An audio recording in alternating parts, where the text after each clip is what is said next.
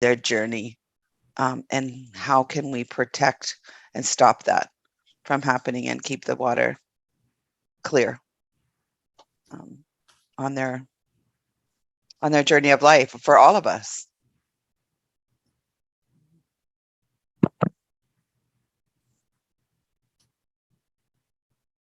Anybody else?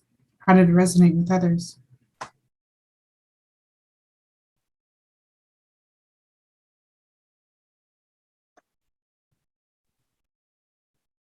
I'm not going to raise my hand, but I will. Oh, it's okay. Don't feel that you have to raise your hand. Yeah, a nice open dialogue is great. It's an absolutely wonderful video. What resonates most with me is the community, and it's so wonderful to see and listen and hear the community coming together. And it seemed very organic, and which is really nice to know as we move forward. We have that feeling, we can have that feeling. So seeing them in one space is really lovely. And then I hope that that one space will resonate in many spaces as we move forward in our region. Thank you.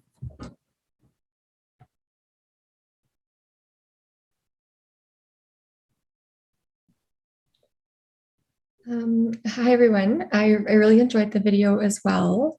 And really resonated with me was just a little bit of an aha moment, I guess, where I think about times in my career where I've supported multilingualism in young children. And, it just was an aha moment for me that, this is really being rebuilt. Like the resources, the curriculum, it's being rediscovered and re-celebrated in so many ways. And I guess it's just, for me, it's like, what an honor to have access and to have support now in supporting these young learners and having more access to resources that reflect and represent, their culture in through language specifically. I think that's a wonderful thing. Yeah.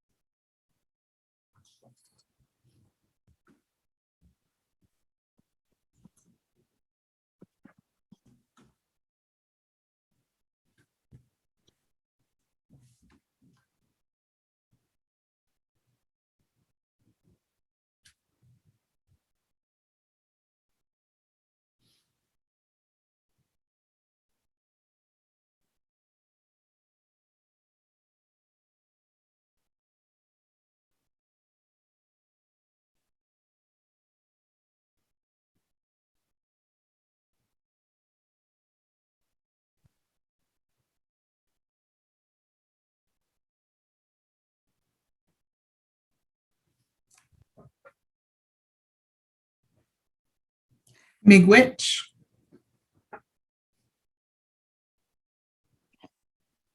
I loved all of that. I'm over here like, yes, behind the camera. Because I work with in some across some Indigenous communities, and so around early years education. And I think what's really notable for me lately is observing, and I knew it before, but really observing the power of intergenerational connection. And that really resonates to me with language as well, because oftentimes when I see multilingual families, and especially young children, the children are kind of this like a mediator between culture. And I don't know if this runs the same across all cultures, but I've been observing it as a bit of a trend where, you know, grandma or grandpa may not actually speak the language, the English language, but they speak the home language. And then we're supporting the child in a learning environment that honors both languages. And so they're developing that multilingual skills, and then they're able to translate for their family. And I think that's also like such a beautiful thing. But it's something about that slowed down pace and that relationship focus that kind of children and grandparents have, that they seem to connect so deeply around language specifically. I'm not sure if you have any thoughts on that.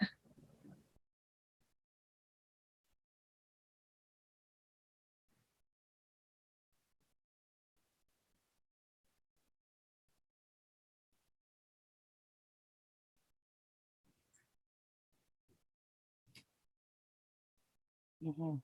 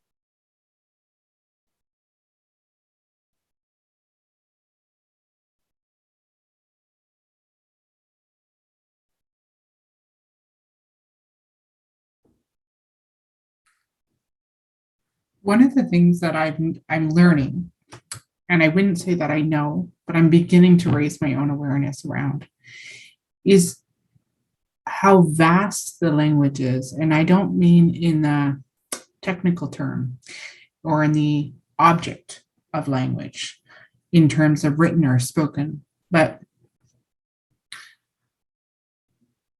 the symbolism and the what it means and how diverse it is and how full it is and how it's all encompassing, and it involves all of the relationships, living and non-living. And it's so, language is more than it's defined in the colonial world. In the colonial world, it's very matter of fact, very transactional.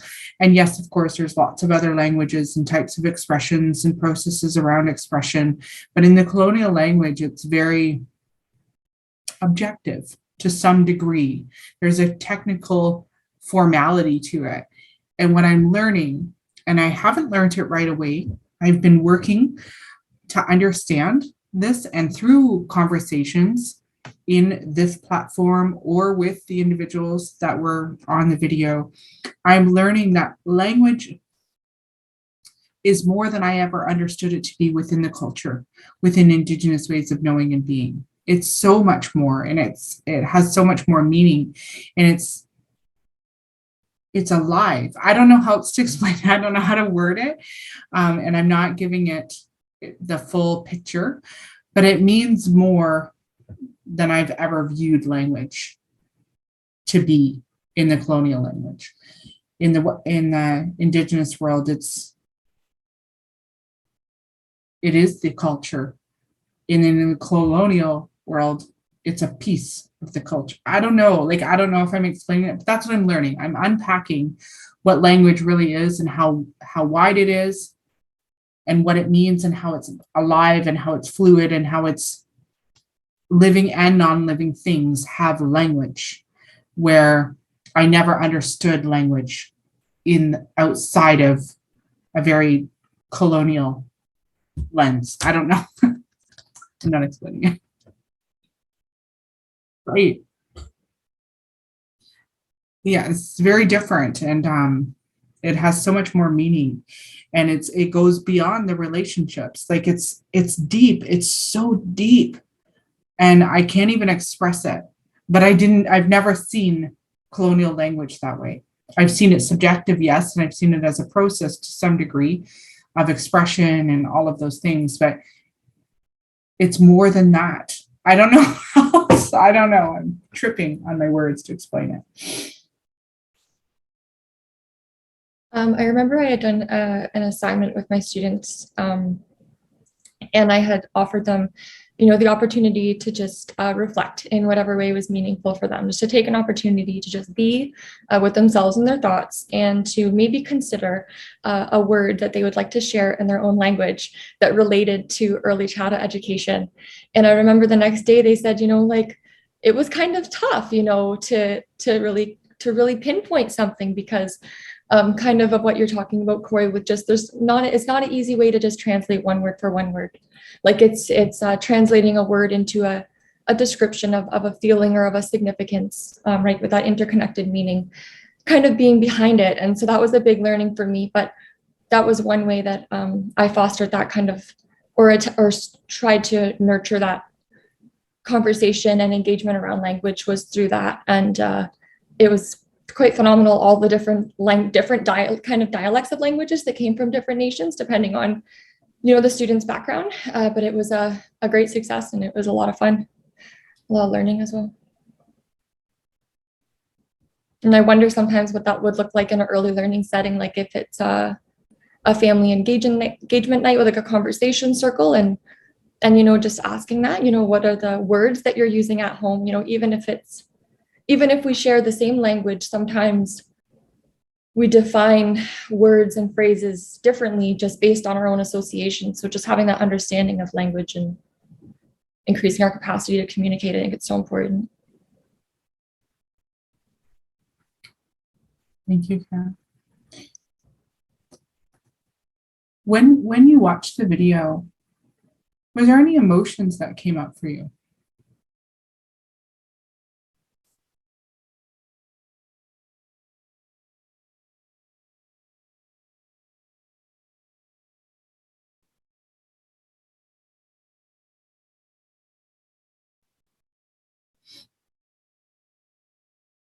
Even just a word or a thought?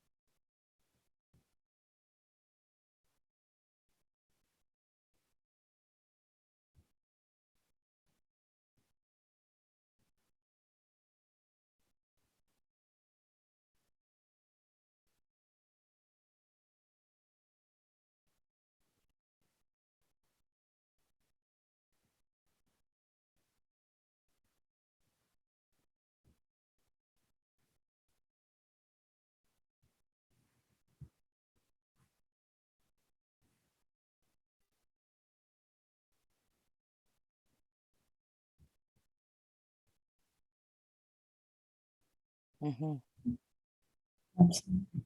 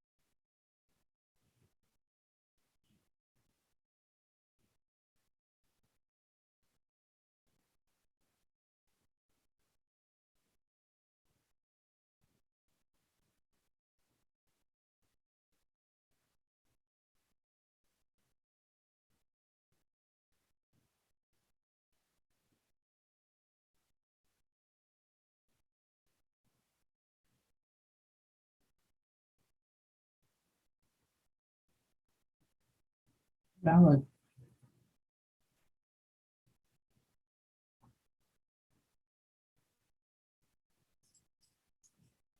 I just wanted to add to that because as I was watching the video, one thing that just really stood out to me and, you know, I felt deep in my heart was that frustration, I guess, of the lack of knowledge that seems to have been spread through a lot of misinformation, a lot of promises that have been broken and continue to be broken that never maybe make the news. And I know that, you know, there are still, as it was talked about in the video, there are still there are systems in place that are there to put people down and to make things harder. And even though we have knowledge of these systems, they haven't been changed. You know, there are still kids who are taken away from their families unjustly. There are still situations that are going on. And I think that the video, it touched on that, but it was just something that I really connect with because I just feel such a sense of injustice for all of that. Thank you, Laura.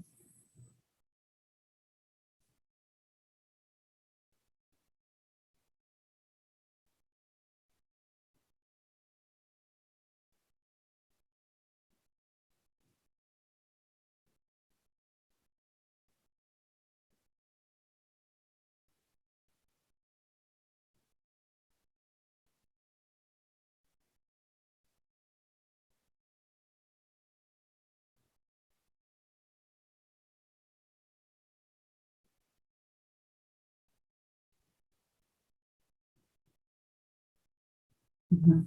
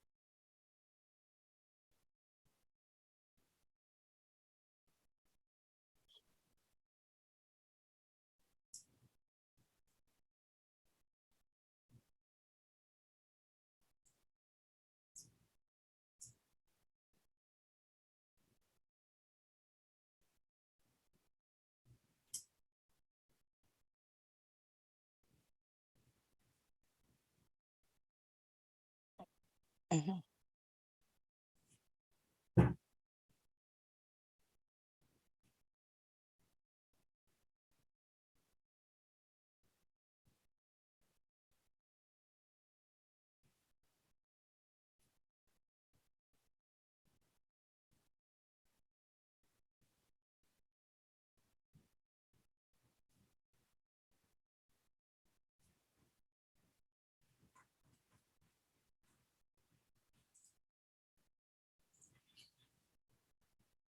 I just want to jump on to one of the things that you had said there. It really resonates with me as well. It was touched indirectly in the video, but it's come through in this conversation. Recently, I'm in the process of going to school, and I've just spent quite a few months writing a paper specifically around homelessness and so on and so forth. And one of the things that we really came across was the number of Indigenous individuals that come out of the foster home system was staggering. It's 1 to 128 of those that are not Indigenous. That's how much difference it is. It's significant. And in those Indigenous individuals that are in the foster care system, I think it was 52% of them experienced homelessness as they aged out of the foster care system. It was staggering. And this was within the Lambton community. And when you were said that some people would argue that the residential schools have been replaced by the foster care system, there's awareness now being raised around some of the things that you have just indicated. So I just wanted to say thank you for sharing that, because in my own personal journey, I'm shocked on how much I'm learning and how much I did not know. And I'm almost embarrassed. And I'm learning it along the way in a place of vulnerability, in a place of openness, and trying to go through that. And it's shocking to me, even in building this video, how much I did not know. And I've never in all of my life taken all of the theorists that I've studied my entire life and gathered their pictures until the creation of this video. And it was in that moment that I realized that they were all colonial. It never occurred to me that they would be. Maybe I'm naive. It never occurred that that's what was happening, because I was socially constructed in that way. Now I've learned otherwise. But as this journey that I'm embarking on, whether it's through formal studies, more so through open dialogue, in honest dialogue, is where I'm learning all of these other pieces. And what I'm really recognizing, and exactly what the intent was behind this video, is to raise awareness. Because the more awareness we have, the more we can unlearn, the more we feel uncomfortable to some degree. And when we feel uncomfortable, we are able to learn from that. The only thing that comes out of uncomfortability is growth in one way, shape, or form. And that's what's happening. And I'm very humbled by it. But I did want to jump on something that you had said, because what I'm noticing is, as I go through this and as I go through these conversations for myself, it's these conversations where it starts to go off and it's very open-ended and it goes into different directions and it pulls different experiences where real true learning is occurring.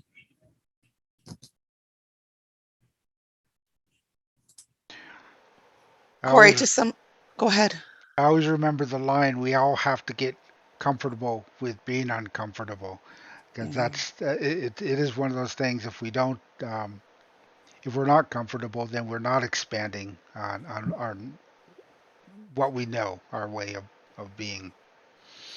When we presented that assignment that we were talking about, we actually did a different 20-minute video. It's not on this. It was actually through formal school. We had to videotape in advance because the group members that were on the group emotionally could not get through the presentation because of all of the things that we had learned along the way. Sorry, Debbie, I didn't mean to interrupt. No, that's fine. No, I just want to say, like, I am probably one of the oldest folks here at this group, and I was in school in the 60s, in the Catholic school system at that time, reading these stories that were like, where did they come from? Did they come from those men, those pictures that you were sending? Who wrote those books that had those lies in them that was teaching us all this mistruth, right? I learned things in school that are not at all what happened. And it was allowed to happen through a whole system of education. And we knew that children were being taken from their homes. In our school, one of the children happened to come to be living with a family in my grade 2 class. So we knew some of that was there, but the lies that were behind all of that, it never sat right with me as a young child. And so when you're saying about how children, like in the video, how children don't have that prejudice the same, I was shocked and didn't understand what was happening as a young child. But the more I dig deeper into this topic, and I get really angry about the fact that we were lied to too, right? Like that the education was set up like that to teach us crap that wasn't true. And it makes me very frustrated about that. And I am grateful for the people who are speaking their truth now and starting to understand all that there is to Turtle Island and to all the Indigenous peoples and all the peoples that are here now, and how perhaps in the future our lives will be stronger and better because we're all here together. Yes, our children are not born racist. They're taught No. that, and so that's why it's important to try to change what our children are being taught. I Mhm. mean, when I was in school, like you, the history books were not uh, based on reality. They were very Eurocentric minded, and they were meant to show the government in a positive light versus the reality of what they were doing behind the scenes. And Mhm. so I think a very, very large percentage of the general population in Canada have little knowledge of the true history, of what happened to Indigenous people through the residential system. And so, when we talk, oftentimes I don't think, um, and this is kind of why I think when I do my streams, is I always tell the people in my chat, I said, part of what we need to do is create a harmonious society. So we do that first of all by recognizing that we are different. We all have differences. We got to respect those differences, and we do that by asking people questions. If I see somebody I don't understand, what makes them different, I need to ask them and educate myself. So now I educate myself. I take that education, I share it. So I tell my family, I tell my friends, I tell my coworkers, I tell my neighbors, this is what I've learned. And that way we all essentially are just spreading that ripple of knowledge around, because unless we do that, nobody's going to know. I mean, things get grandfathered into being socially acceptable. When I grew up, you know, people use the N word like it was nothing, right? Mhm. It didn't mean anything. People would use the terms of, I got Jude. Well, why would you say I got Jude? I mean, what has that got to do with you? The context that you're putting it into. Those were just, and if nobody says, excuse me, that's not proper, Right. then that term is going to continue to be used, because when my father, for example, say my father uses that term, then I hear that term and I think, well, no one said anything, or someone laughed about it, or whatever happened. I think that that's a funny term. Then I start using it. And so it just continues on. But if I see someone stop my father and say, hold on, that's not right, now I got a question in my mind as a child.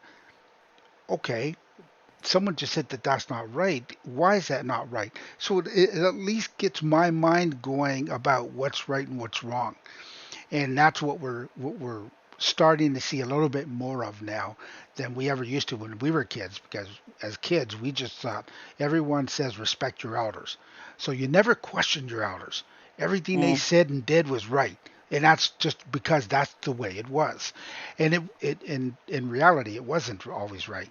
And that's why children got taught racism, and children got taught stereotypes and on different cultures and different people, because no one ever stopped to say that that's not right. And I'm seeing a lot more of that today. When you said that, I have to tell you about a story with James Schwana. He was on this video. He was the one that was speaking in Anishinaabe.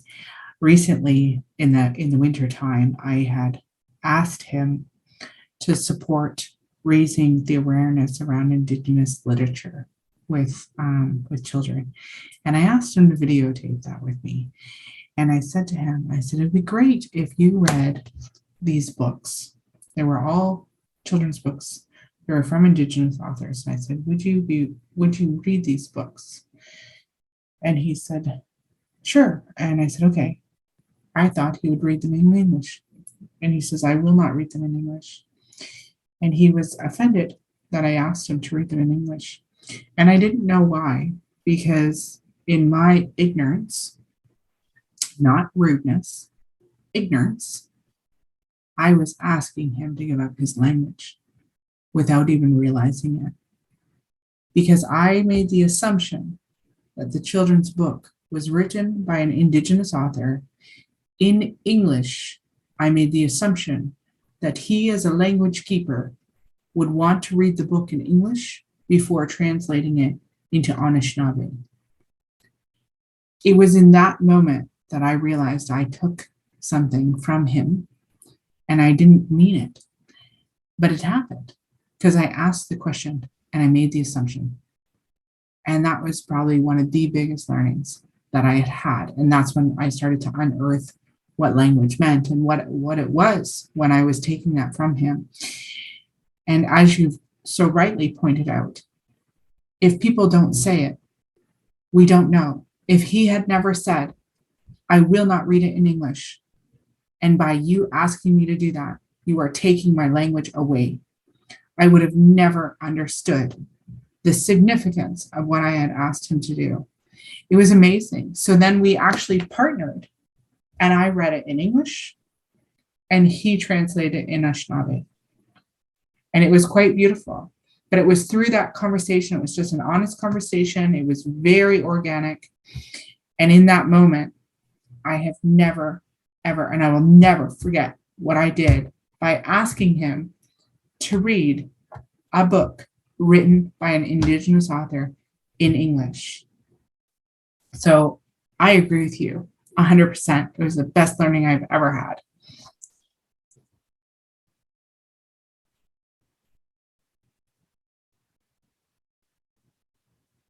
Hi, Jen. Hi everyone. I just want to say it's nice to see Conestoga actually acknowledging this kind of a route and these kind of concepts. I mean, I've been with the college a long, long time. So there was definitely a point in time where being a visible Indigenous person and kind of promoting, land-based teachings and connections that way, excuse me, may have been frowned upon or not necessarily accepted or questioned in a really negative and derogatory way. So it's nice to see that in kind of this time of reconnection and reawakening that we are kind of going in that right direction. So I'm happy to be a part of that. And I think that that's the right direction to go, obviously. And I'll just share like something about myself as an educator. Like I understood very late in my career and late in my life the impact that residential school had on my family, because my grandmother was a survivor of the Mohawk Institute. So later on as an educator, I really understood the impact that that false kind of because that's not an education that that was given to her, and how that would have impacted her or figures of authority or figures of care or figures of education in her life. So 2 generations after her being liberated out of that situation, I'm being impactful by being an early childhood educator in my community, and giving children in my care connection and opportunity to storytelling, and connecting with beadwork and doing the things that I'm doing with them now. And I'm able to kind of, in a sense, sort of undo a little bit of that damage that kind of came along through my family line, right? So I think that that's an awesome place to be at this point in time. So thanks. Thanks, Jen. Is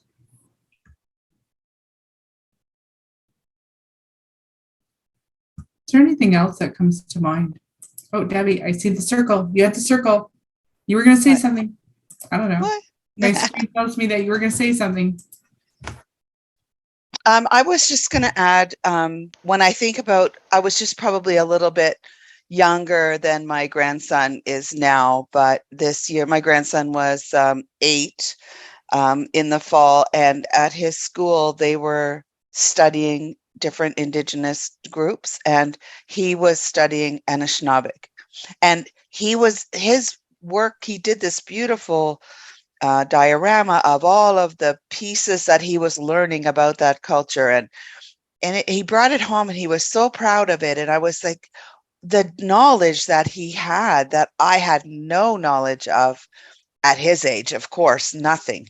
And he knew the difference between certain things, and he had made such detailed little out of plasticine and things, this whole um, piece of work, and his written words about it and his understanding about it was just heartwarming to see that at 8, 9 years old now, children are really digging deep into this learning, and they're excited and proud to bring it home and to talk about in what they're learning with us. And I just was really excited to see that our school has changed, and what they're talking about is more truth and real.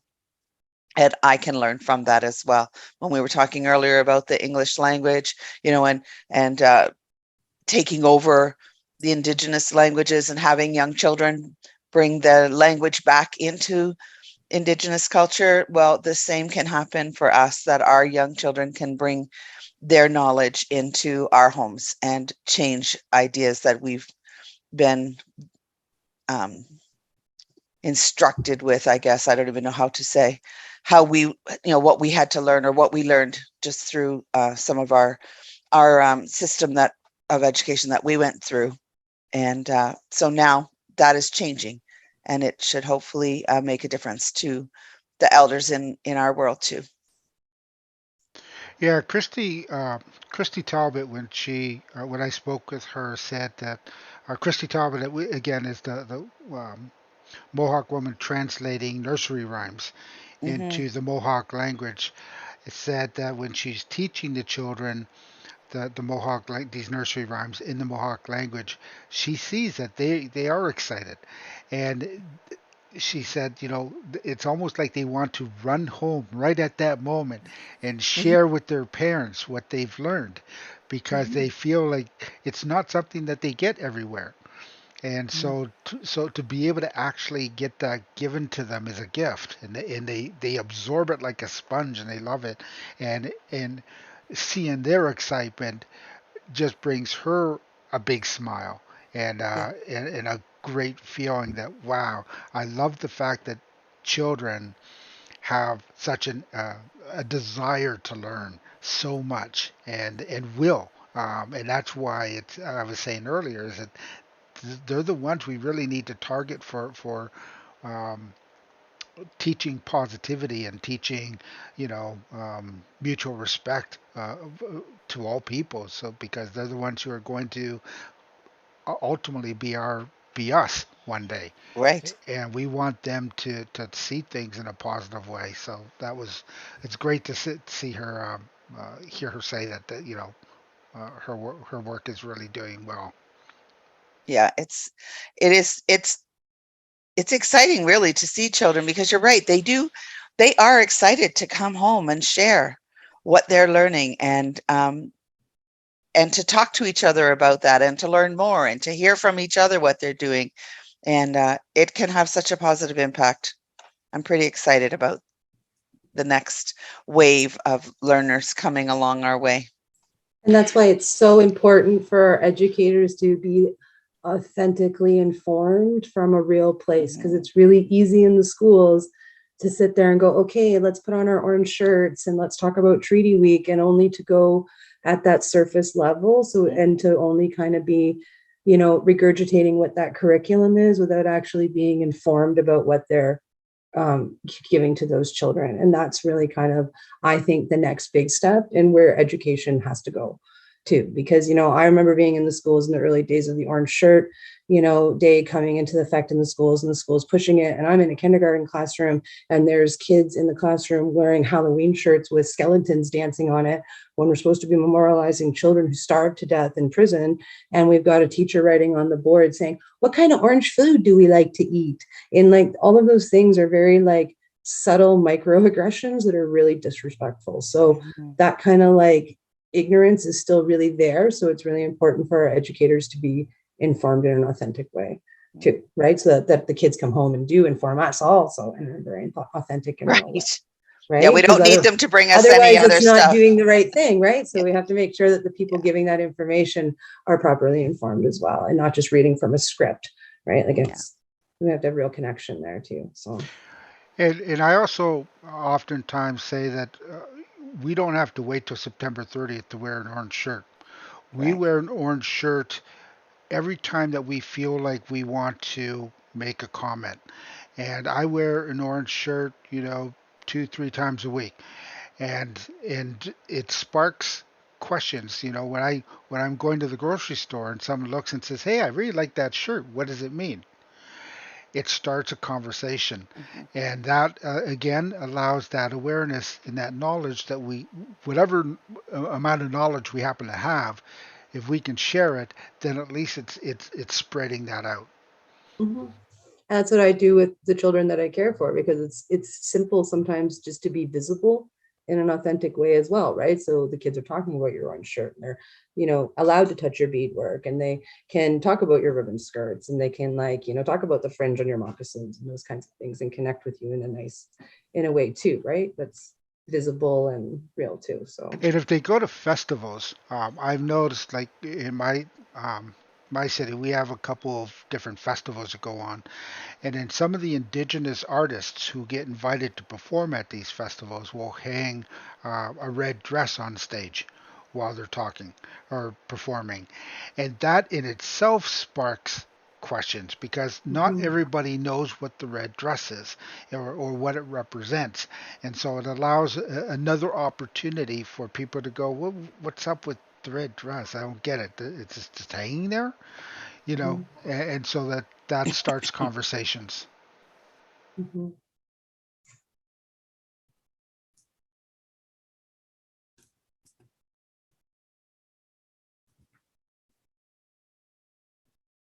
Is there any other thoughts or maybe some questions? Well, if anybody is interested in seeing any of the nursery rhymes that are translated into Mohawk language, the AGO has it on their website. It's by, again, the person who translated is Christy Talbot. And so she's an early childhood educator. And so she's going to continue to work on more nursery rhymes to translate into the Mohawk language as well.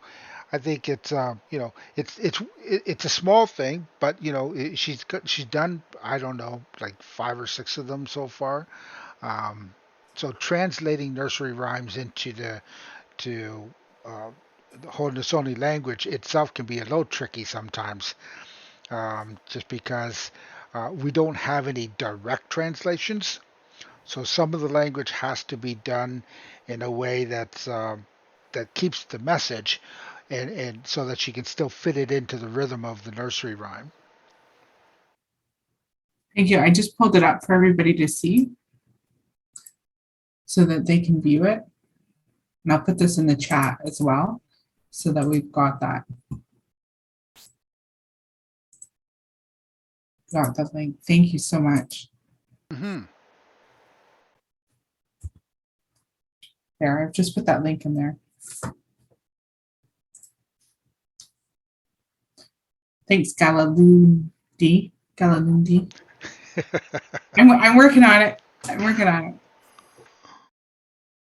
Okay, I'm going to stop this share now because below it's got some listed ones that she's doing here. So thank you so much for that share. So maybe when we all think about this very important topic, what's one action that you can take? And when I say an action, I just want to unpack that a little bit, because the word action, I don't want to lead people to think, if I do this, then I've achieved that, such as if I wear an orange shirt, or if I do this, or if I do that. I'm not talking about practices. I'm talking about what is something you would like to take so that you can raise your own awareness, or other things that you can do. So now that Galalundi has shared that, one of the things that I will do is likely go through that website and listen to some of the music. The other thing that I will likely do is actually, I'm very interested in looking into Indigenous artists. It was just intriguing the way you discussed it. That's what I mean. Like, what actions will you take? And when I get off this call, those are just the initial ones I'll take, the reactive ones that I would do. But the ones that I think deeply about, that's what we're talking about. How do we raise our own awareness, and what can we do to change the narrative, to disrupt that script and move forward? Well, a lot of artists are doing that in their own music. Logan Stats, I don't know if you know Logan Stats, but he's a Mohawk singer-songwriter and water defender.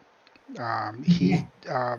actually was on the land back lane near Six Nations, dealing with the kind of the fight for the 6 miles on either side of the Grand. Um, but he also went out to Wet'suwet'en to help with defending the water out there. And him and his sister Layla Black. And Layla Black has now become a filmmaker in addition to educating people and doing things where she actually teaches um, a lot of public schools as well. So she's got a film that she made. Uh, it's only about 20-25 minutes, talking about the intergenerational effects on her family, and how it affected her family, and how they used their relationship with the water and with the land to heal.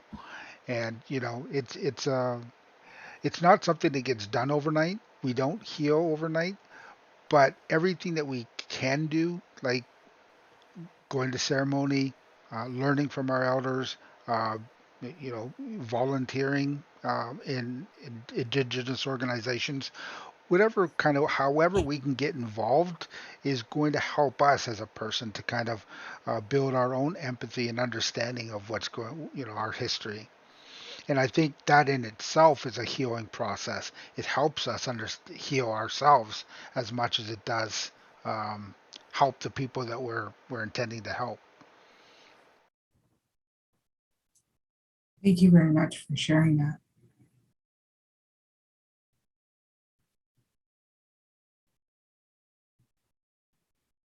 Oh, I know what I was saying. Logan Stats did a song um, called "Dead Man," and it was basically his story of going through the residential school systems, um, or how the residential school systems affected his family, because him and Layla both are have their own art. He presents his stories through music. She presents it through film. So they both have. They're both from the same family. They're brother and sister. So, but they both have decided to take on the message and pass it on their own platforms. And so, Dead Man just came out maybe 4 months ago, within the last few months anyway. And so he has a disclaimer as soon as the video starts, well, with kind of some stats on residential school children and when it started, the last one closing, and all that stuff. And and he's saying, this story is. It's a story of Indigenous children through residential schools, but it's also my story because I'm affected by residential schools. Whether I actually went to one or not is not the problem. It's what the residential schools did to our family.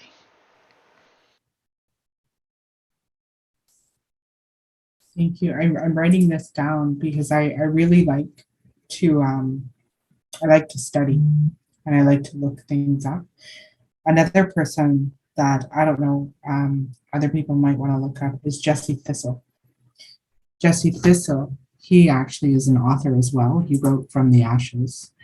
But he actually he was homeless for a long period of time, and then he went back to school, and he actually got his PhD in history, and now he teaches as well. And his story is quite phenomenal as well. But he talks about all of the experiences that he had as well. So thank you for sharing that, because you're right. We can learn from lots of people and lots of different perspective taking. But I did write it down because I'm very interested. My role is to raise the awareness and to support the early years community here in the Waterloo region as much as I possibly can. So I'm constantly looking for ways to do that. Again, I'm not looking to change practice. I'm looking to raise awareness as the first piece of this journey. Not the only piece, because as you've mentioned, there's lots of offshoots for sure within that video and as things go. But right now, I'm around raising awareness, and all of these people that you've brought up, I think, can really benefit our community.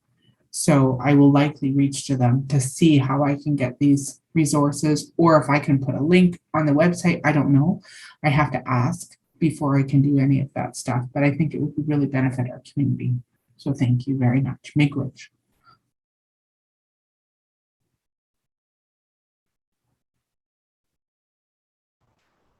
Logan Stats has a really great Facebook page where he documents his journey out to Alberta, and at the moment, I think he's um, in in I'm not going to say it because I'm going to say it wrong. He's in the north and he's with the Inuit, and he's his like you were saying, his sister is doing the documenting of their journey across Canada together, and like his Facebook page is amazing. Like I try to have a look at it every day. It's pretty awesome, and his music is just phenomenal. He's an amazing musician. Oh, and he's passionate.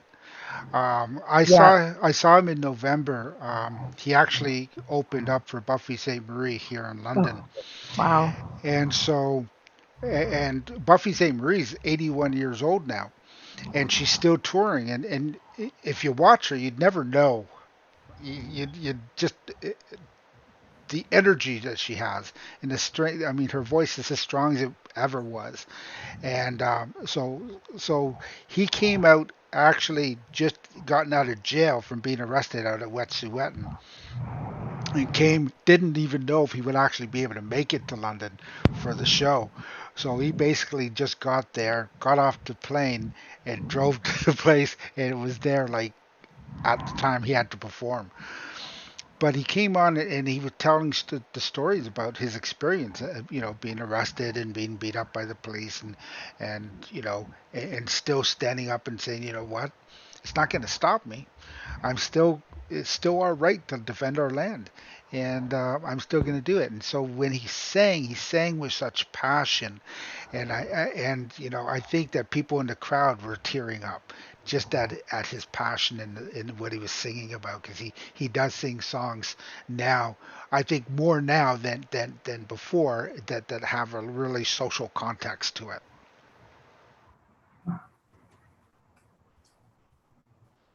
Yeah, he talks a lot about a healing journey that he's gone on over the last few years, and his sort of music career started in a really odd way and wasn't the way that he wanted to pursue his music career. And then he really got really grounded in his culture, and really grounded in his obligation as a water keeper and a water protector. And he's just an amazing soul. And you're right, the passion that he has for what he does is pretty intense. It's contagious.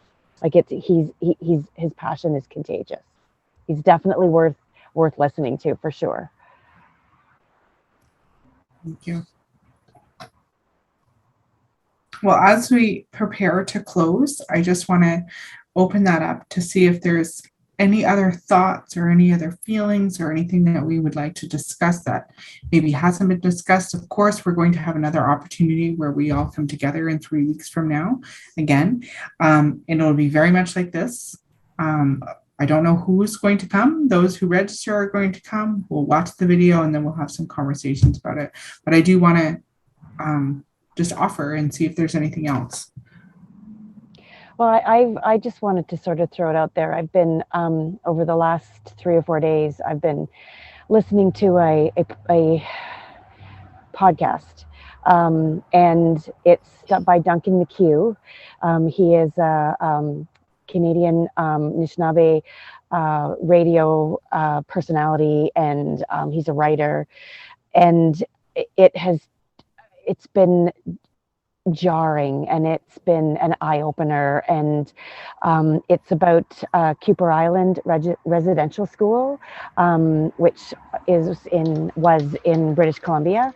It's an 8-part podcast that every single settler in this country should listen to it. It's full of so much information and so much tragedy, but it's something that I needed to hear, and I just kind of wanted to put it out there because it is just amazing. It's about these three survivors from Cooper Island, and I listen to a lot of Indigenous podcasts, a lot of them about Indigenous literature, but this one was just incredible. What was his name, Dana? Duncan McHugh, McCue, Duncan McHugh. It's called Cooper, Kuper, Cooper Island. So good. Thank you. Sorry. How did you spell his name? Duncan McHugh. It's MC capital CUE. Duncan McHugh.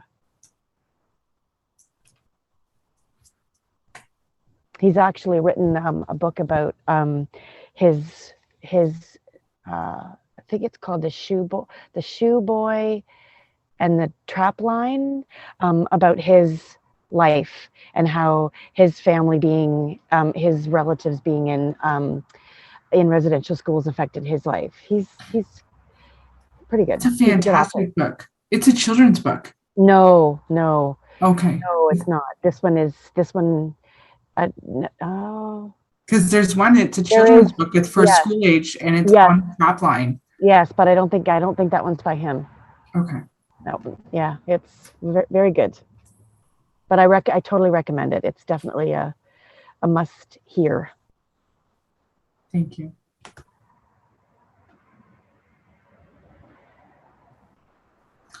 Well, that concludes our evening, because unfortunately, in the colonial world, we have that time. So I do apologize for that. But I do want to thank you for coming into this space and into an open stance of having a conversation. I think one of the greatest things we can do, and we've all said it here tonight, is really just have a conversation to raise our awareness and start to unlearn so that we can relearn. And we're entering a cycle of learning that will be continuous forever. So I do appreciate that everyone has come. We're going to have another one in 3 weeks. We invite everybody to come back if you'd like to come back. What I am noticing is the dialogue is different, so which is great. So because different people come to the conversation and different people have different ideas and different perspectives to share, and from them and from one another is where we cross-pollinate and learn. So I thank you all for coming to this evening. It's been an absolute pleasure to meet you. And I hope you all have a wonderful evening. And I hope to see you again in 3 weeks. Well, y'all go for hosting this. I appreciate it. That means a lot to me. This is, like I said, it's been a real journey for me personally and professionally. It has just been so eye-opening and so beautiful. It's really changed the way I see a lot of things, and I question differently and think differently. And even in my own studies, I ask a lot of different questions around Indigenous ways of knowing and being. And it's just been an absolute privilege to connect with people through the journey of creating the video, even about making the script to make sure that it was organic. And we asked open-ended questions. Everything that was on that video was organic. It was, the script was, what was the question? And everything came out of that, and most of which we took from other things that was just natural dialogue that occurred. And I've just learned so much. So I appreciate that. It means a great deal to me to be a part of this. And it has been an absolute privilege.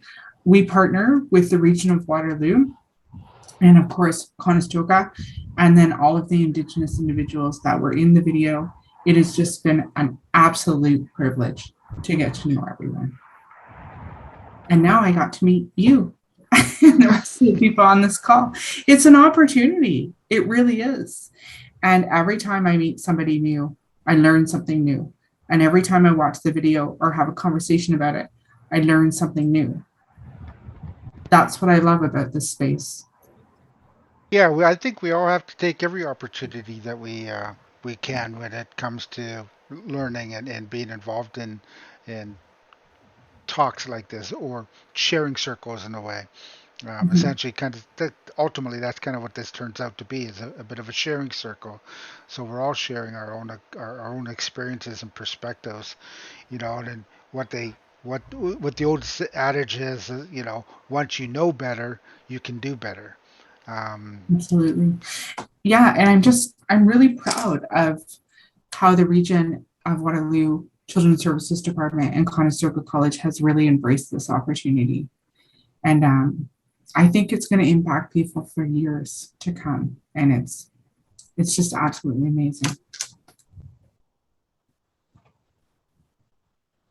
I hope you all have a wonderful evening. Dana, it looks nice and cool outside. It is. It's very nice. Thank you. Thank you so much. This has been wonderful. Thank you so much. Thank you. See you there. Miigwech. See you.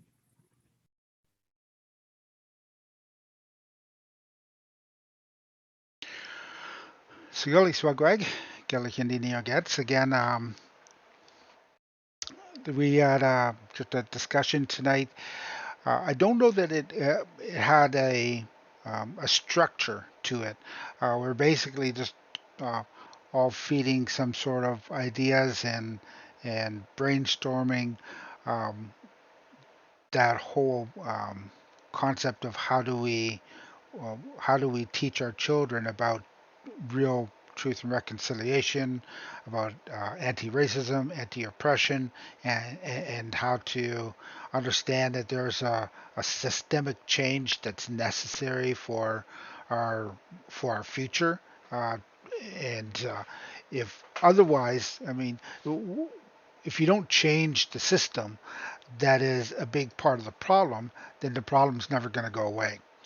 And you know, and the whole idea of systemic racism with people that are in power nowadays is that they weren't born racist; they were taught that, and so we really have to look at early childhood education as an avenue to determine how do we unteach children, or how do we prevent ourselves from teaching children um, that those stereotypes and racism that's going along with everything nowadays. So, like she said, this will now depending on my work, because I've just started a new job this week. My schedule may be a little bit wonky. So if you like the content tonight, and you'd like to see more of what I have to share, please hit the follow button, because when and then hit the bell so that you're alerted when I go live, because there are times when I'm not really going to know. Tomorrow night is tomorrow's Friday. So normally I start at 7. Tomorrow I'm going to have to start a little later. I'll probably start at 8. And actually, let me get that frame. I don't know if I don't know if it's up to. Actually, let me just first of all, I'll try it here. If I go, if anyone wants to click on that, just tell me if it actually works. Otherwise, I'll have to update the link.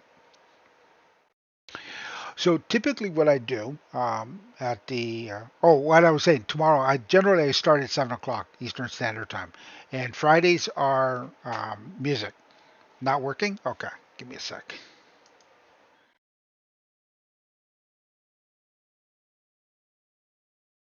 Right.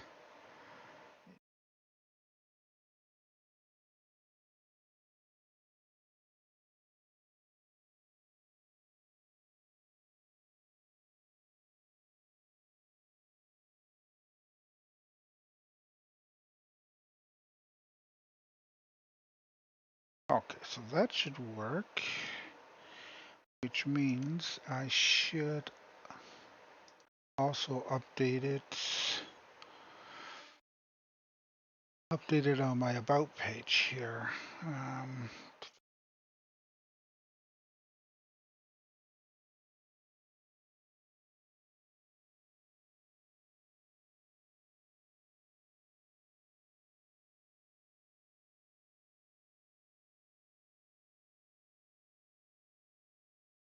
Okay, so it should be updated on the about page.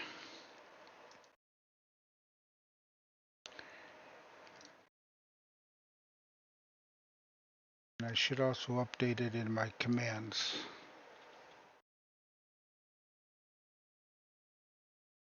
Down to Discord.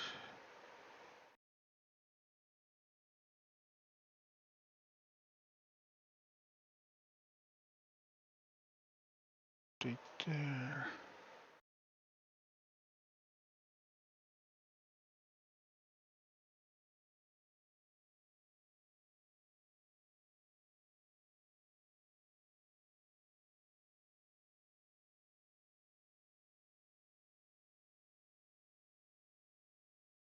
Okay, it should be updated everywhere now.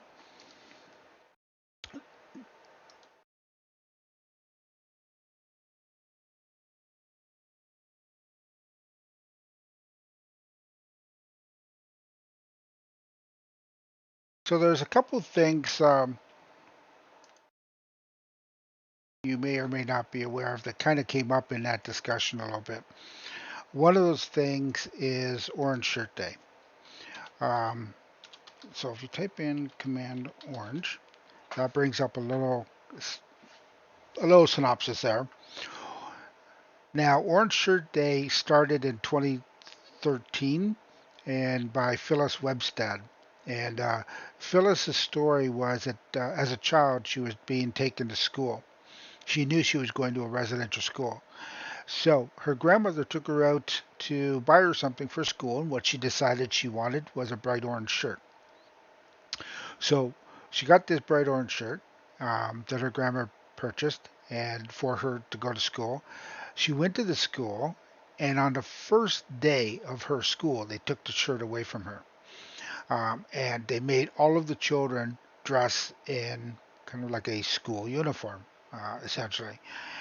And so that was a bit of a shock for her. Um, of course, then they made all the girls cut their hair the same way, so, dress a certain way, and told that they could no longer speak their language. So there was a lot of culture shock. That you can't do this, can't do this, can't do this, can't do this, and you have to do that, etc. So that became a bit of not only a culture shock, but creating some trauma amongst the children, among all the other kind of things that went on in residential schools. So Orange Shirt Day, people would put on an orange shirt uh, to either honor and the children that didn't survive, or remember the children that didn't survive, or kind of a mesh of both, and acknowledge that you know this is our history in Canada. And now Canada has decided to also recognize and acknowledge that day. So they've made it what they call the National Day of Truth and Reconciliation.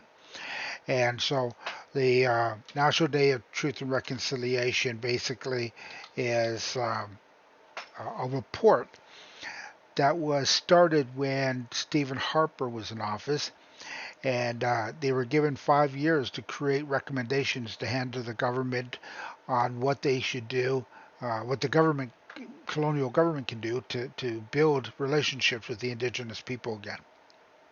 So they came up with a book with 94 calls to action.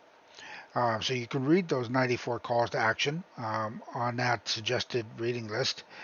The second part of that, of course, is the missing and murdered Indigenous women, girls, and two spirits epidemic that's been still continuing here in Canada. So, um, of those 94 calls to action, um, they were presented to Prime Minister Justin Trudeau in 2015.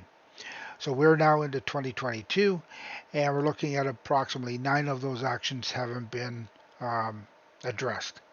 So nine uh, in the 7 years.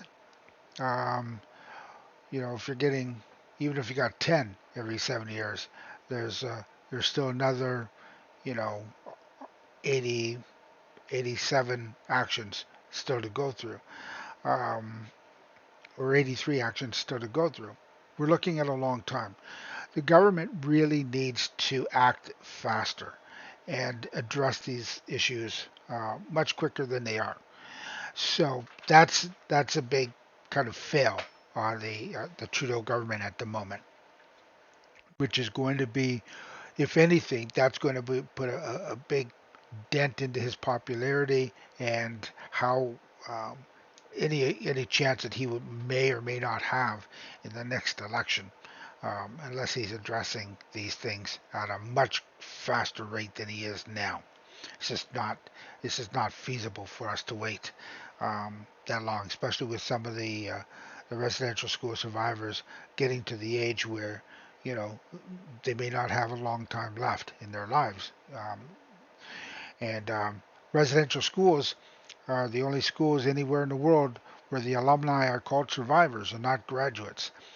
So that in itself says something. So we got that.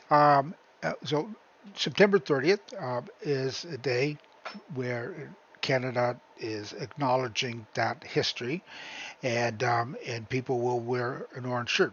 Um, Phyllis Webstad never did get her orange shirt back. She did survive school, and she is still alive, and hence the start of the Orange Shirt Day.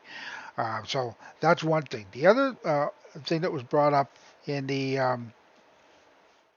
uh, the talk was the red dresses, because there are sometimes performers, musicians who will hang red dresses up on stage while they're performing as a way of acknowledging and honoring and remembering um, Indigenous women, girls, and Two Spirit people who have fallen victim to predators and violence and are either killed, have gone missing, and never found again.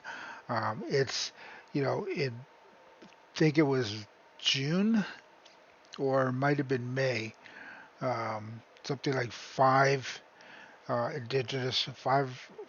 six indigenous women um, were killed in primarily in Manitoba.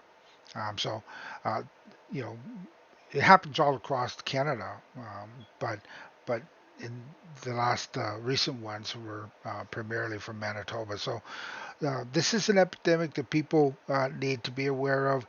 So what causes this problem?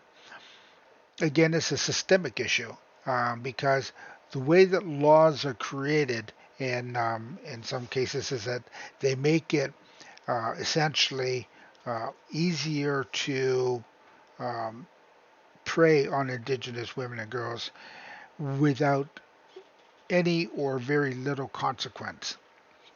Now, from what I understand, there are some laws that may be changing to address that, and I hope they do. And so we're going to try to keep an eye on that and see how that goes through legislation, because definitely. And the other thing that was just announced uh, today was the Canadian Senate wanting it to now become a criminal offense for people to practice or um, sterilization on Indigenous and Black women or and people of color without their prior knowledge and consent and and desire to have that happen.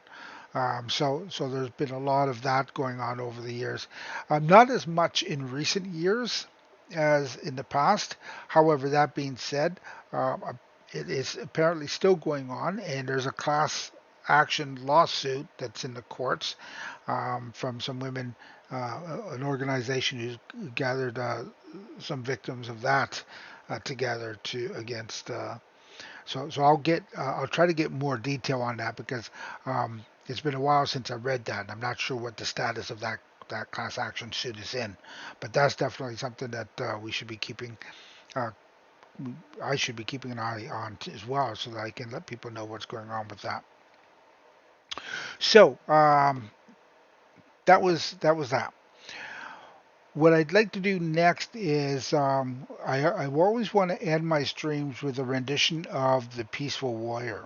Now, for anyone who doesn't know what The Peaceful Warrior is, it is a poem that I wrote back in 2003 that I then um, wanted to kind of refresh and bring back, um, in the last year or so because of all the chaos and turmoil that we've all been going through in the last, 2 years, 2.5 years. Um, so what I was wondering is whether I should just redo or re-record it, or if I should put it out there for others to do, because I think that ultimately we all have the ability and the potential to be a warrior for something that we want to stand up for. And so I thought that's what I'll do. I'll ask a couple of my streamer friends, um, what do you think? Can you do something with these words? So you can edit the words as long as the message remains the same. You can do it in whatever genre of music that you do, whether it's hip hop or country or rock or whatever it happens to be. Um, and and just all I ask is that you give me a copy of it that I can share.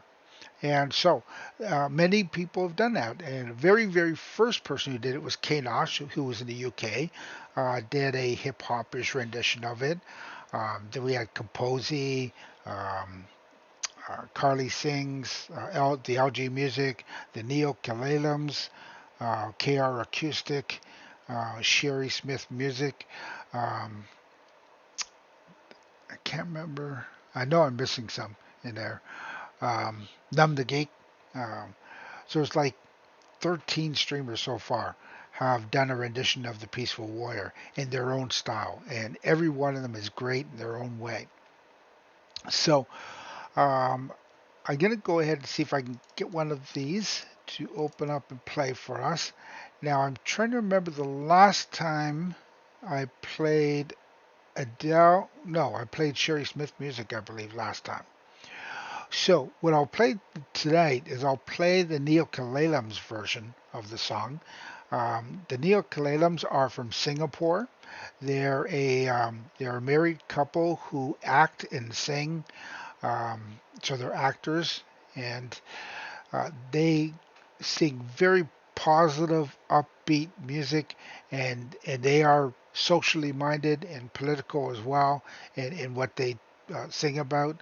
So it really fit into what they do. So I'm gonna play their version of the song. While I'm playing their version of the song, if you have anyone that you can suggest we raid, throw it in the chat, and I'll see who's live, and then I'll set up the raid call, and then we'll go over and see who we can share some love with. In the meantime, let me get my face off the screen here. I will disappear like magic, and I will share this Neo Kalalams during the Peaceful Warrior. Roll call. The Nyokalelim, that's us. Welcome to the Nyokalelim Social Club. The Nyokalelim, I'm Yo, I'm Lim. And with the ukuleles, we're the Nyokalelim. We're the Nyokalelim, we're at war for peace. All senseless attacks we see must cease. We fight for the ones who can't fight back. We battle for all the people who lack. We're the Nyokalelim from Singapore. We sing for justice with our paw. We make a stand with ukuleles in hand. If you believe, come and join our band together. Ooh, yeah, together. Ooh, yeah. There's much more power in one man's voice than all the weapons of military choice. And your voice, with our voice, we can shout out loud. We belong to the human race, and we are proud.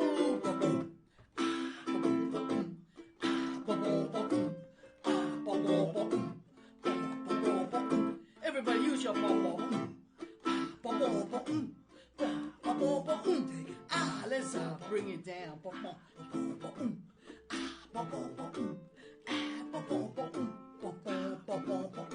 Japabe, everybody. How are you? Have you eaten? We're the Nyokalelim's here to laugh and eat and sing while fighting for freedom together. Hey, pink dots just passed fighting for the freedom to love. Write to your MP and say, repeal 377A. It's an old, outdated law. Let's move on, Singapore. We can see how the world can be devastated through the actions of men with minds of hatred. Why discriminate? Choose love instead of hate. While we're at it, guys, let's ask them to abolish the death penalty. I mean, we are executing the poor, the underprivileged, the uneducated. It's insanity. Everyone deserves a second chance at life. Let's not make state murder rife. But we can't move this world all alone. Just remember, this is also your home. So if we put your voice and my voice and his voice and Sanji's voice and Mickmay's voice, Willow's voice, the native's voice, we can shout together, then people gonna hear us and things are gonna get better. 5, 6, 7, 8. We're the Nyokalelis, we say one more time. Listen to the message in our rhyme. Together we can make the world aware. Together we can make the whole world care. Let's all love life together.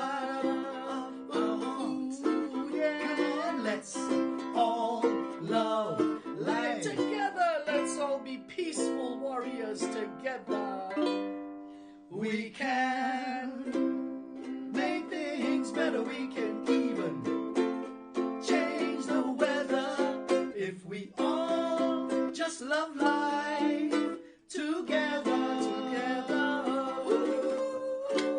Let's all love life together.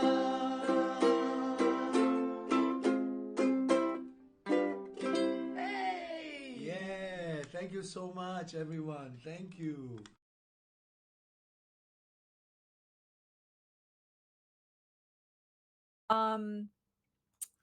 Yes. So I wanted to start out. Oh, and here's Dark Native.